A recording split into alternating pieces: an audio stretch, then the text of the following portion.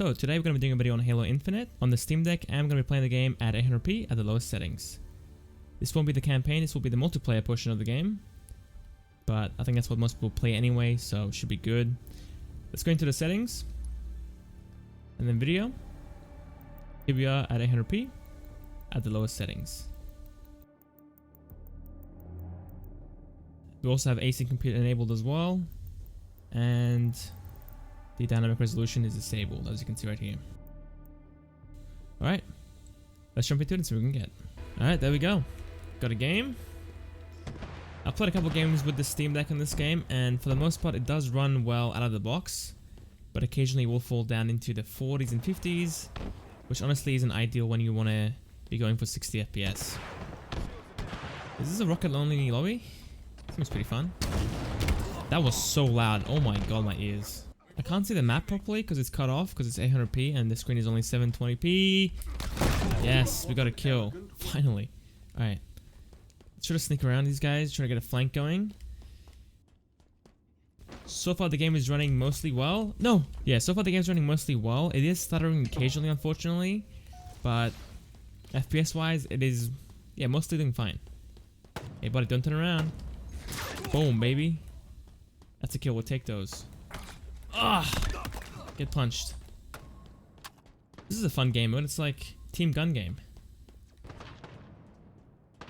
Oh, that scoping felt weird, man. It's... Okay, another kill. I can't snap at all in this game on the controller. It feels so zoomed in and I can't react properly. Alright, come back here, buddy. Hey, why are you running? Yes! Yes! Look at that, 3 kills and none of them with the sniper. Another kill. We're finally getting warmed up in this game. This game is really fun, man. If you just ignore the FPS counter, you're gonna have a good time. Like, we are falling into the 40s and 50s, obviously, but like, when I'm just playing the game, it's feeling really good. And obviously there's gonna be a trick for us to get 60 FPS at all times, which I'll be doing in a second. Shotgun. Well, this feels laggy now. I'm dead here, aren't I? Yep. The aim assist, look at this. Very strong. I'll take it though, I need it.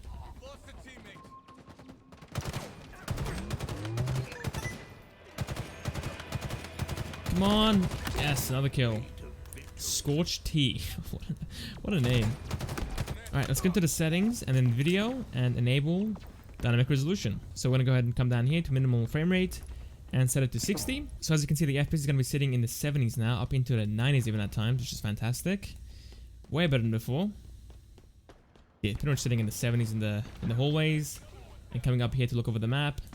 Going to fall down into the low 40s, 70s, and even the 60s, which is fine. It's very playable, it's not stuttering, not lagging anymore, and the overall quality is intact. This game is very GPU intensive, as you saw before, and it doesn't have FSR, so we could either use this or system-wide FSR to try to get 60 FPS. But I think for me personally, I would just use the minimal frame rate setting instead of using system-wide FSR. Die, please! Oh my god. I am not the best player on controller for these shooter type games. And I'm not going to be plugging a keyboard and mouse into the Steam Deck. So we've got to do with what we have. CPU sitting at 90% on pretty much all the cores, which is, I guess, fine. Not ideal, obviously, but as long as we're getting 60 FPS, I'm happy with it. Now, in those bigger maps, your FPS might fall down below 60, or even in the campaign, I guess. But for these smaller map game modes, 60 FPS at all times is doable. And it's really fun as well. Oh, you suck, kids. Sit down. Alright, let's get this guy. Oh, that felt laggy actually. The first time the game started quite heavily, but FPS was still above 60. Get punched. I think from here on out though, I will keep the dynamic resolution enabled to help with the FPS as we go through the quality presets. Obviously, at medium, your FPS will fall lower than low. And even at low, we're falling to the 40s and 50s very easily. So I think to keep a playable experience, I will keep it enabled. And hopefully the game looks good and runs well as well. Yeah, I think ideally for this game I would go with a mix of low and medium settings, ideally leaning to the low side of things, because the game still looks like really good, and we want to get as many frames as possible, so we don't want to push the quality too high. I'm trying to focus on the game and talk at the same time. It's kind of difficult. Where is he going? Come back. What's up, dude? Get punched. Yeah, he got tag teamed. Just like that, we get the win. Alright, let's go and quit out, play at the medium settings, and run it back one more time. Now playing the game at the medium settings, I went back on my decision and disabled dynamic resolution, as you can see right here. So I can show you guys what the default FPS is at the medium settings, and then I'll enable it afterwards. But again, here we are at the medium settings. Alright, looking good. And let's jump into the game. Alright, here we are in the second game. Oh, the game is feeling far worse already, guys. Far more stuttery. And FPS wise, it is down into the 40s consistently, and even the 30s. Wow. I think the main difference between medium and low is the anti-aliasing. The game looks much better, but the performance hit is honestly insane. Not really worth using, and it's kind of hard to play for me at this point. I mean, it was already hard for me to play, but it's just extra hard now. I can't even get a kill. This is rough. Come on, aim assist, help me. Thank you. There we go. Finally our first kill of the match. Man, the game is just not having it at all. Pod the pistol. This thing's OP. Where is he? Oh, here they are. I can feel him. There he is. Did he see me? He sees me. Get punched. Get punched. Let's go. I'm dead. Alright, there we go. New game. You can properly test out the FPS. Oh, man. Falling into the 40s and 50s anyway, huh?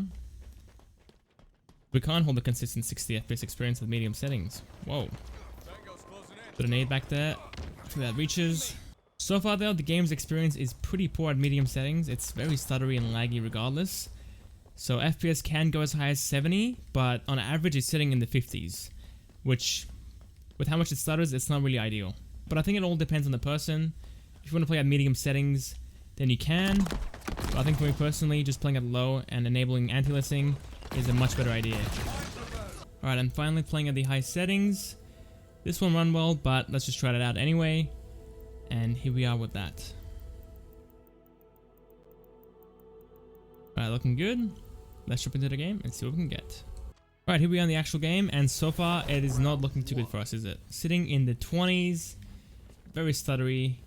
Man, this is a rough experience so far, but honestly, I saw this one coming. We lost like, what, 20 FPS from low to medium? Well, I guess 10 FPS is more fair. And now we lost even more going to the high settings. Trying to aim? How did I get a kill there? I'll take it though. Thank you, teammate, for the help. So yeah, the game's looking pretty similar to the medium settings, honestly. And the experience is far worse, as you would expect. So let's go and quit out, play at the optimized settings, and we can see the battery life and performance there as well. Alright, and finally playing at my optimized settings, we're going with a mix of low and high settings. There's a few settings pushed up to the high settings, but the rest are pretty much set to low to get as many frames as possible. Alright, now playing the game, I've gone ahead and unplugged the Steam Deck so you can actually see how much power it's drawing as well.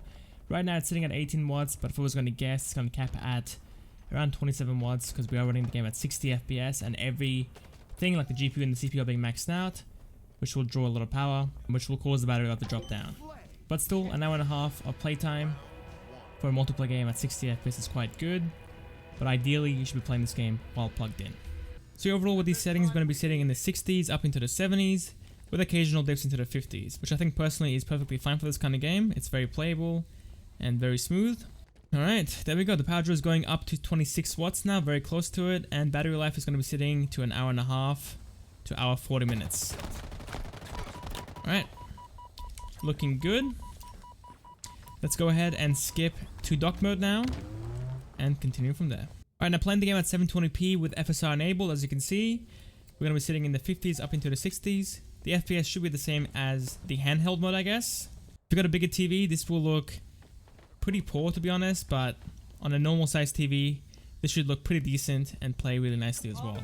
It will look like a Switch game pretty much, you know? It won't look the sharpest, but if you do want to play Halo Infinite on your couch, then this might be the way to do it. Now using FSR, the game does look over sharpened to be honest, but it definitely does help with the blurriness of some textures, which I appreciate. But again, the experience is very similar to what we had before at the optimized settings, which is in handheld mode. Alright, I think that's about it guys. Thank you guys for watching. Hope you guys enjoyed, and I'll catch you guys probably tonight for Cyberpunk's RT mode. And yeah, see you guys there.